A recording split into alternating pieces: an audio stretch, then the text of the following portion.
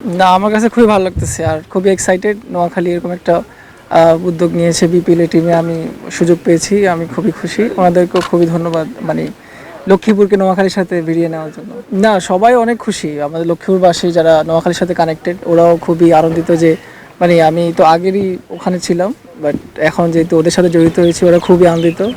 মানে এখন আরও মানে শক্তিটা একটু বেড়েছে নোয়াখালীর জন্য, যে লক্ষ্মীপুরও নোয়াখালীর সাথে এখন যুক্ত আছে।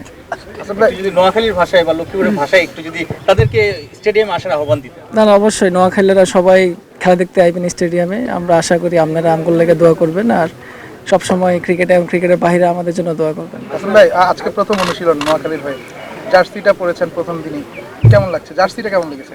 জার্সিটা খুবই সুন্দর। আমি মনে করি এইবারের মানে বিপিএলের সবগুলো টিমের জার্সি থেকে ডিফারেন্ট জার্সি আমার মনে হয়।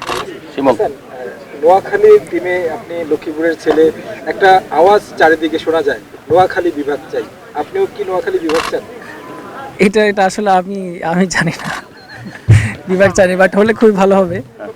না, খুবই ভালো লাগছে আসলে, ওটার রেসপন্স খুবই পেয়েছি, আমি দেখেছিলাম সবাই মানে খুবই ইন্সপায়ার করছে আমাকে ওইটাতে, আর সবাই ইয়ে করছে, অ্যাপ্রিসিয়েট করছে। আমি মনে করি যে আমরা যারা লোকাল প্লেয়ার আছি, স্পেশালি লোকাল যারা আছি, তো তারা খুবই এক্সপিরিয়েন্স প্লেয়ার।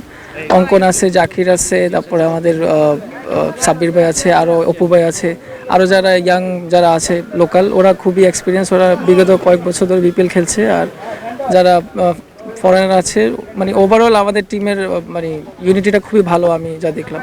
হ্যাঁ, আসলে নোয়াখালী এবং লক্ষ্মীপুরবাসীদের মানে ক্রিকেটের প্রতি এত ভালোবাসা, এত তাদের মানে ক্রিকেটটাকে এত পছন্দ করে তারা, এবং নোয়াখালী টিম এখন বিপিএলও আছে, তো ওইভাবে আমরা অনেক সাপোর্টটা পাবো আশা করি ওদের কাছ থেকে, এবং ওরা আমাদেরকে সবসময় সাপোর্ট করবে। আর অবশ্যই সামনে যত বিপিএল হবে, অবশ্যই নোয়াখালী ফ্র্যাঞ্চাইজি তাদের এই ধারাবাহিকতা বজায় রাখবে আশা করি।